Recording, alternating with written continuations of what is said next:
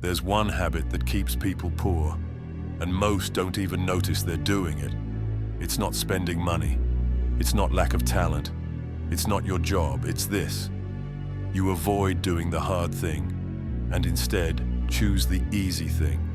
Every single day, you trade long-term gains for short-term comfort. Check your phone instead of building a skill. Scrolling instead of creating. Comfort over growth. Poor people chase dopamine. Rich people chase progress. One builds a life. The other escapes from it.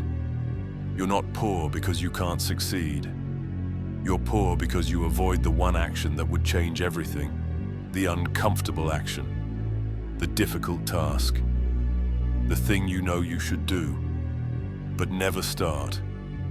Fix that one habit, choosing discomfort over comfort, and your entire life will shift.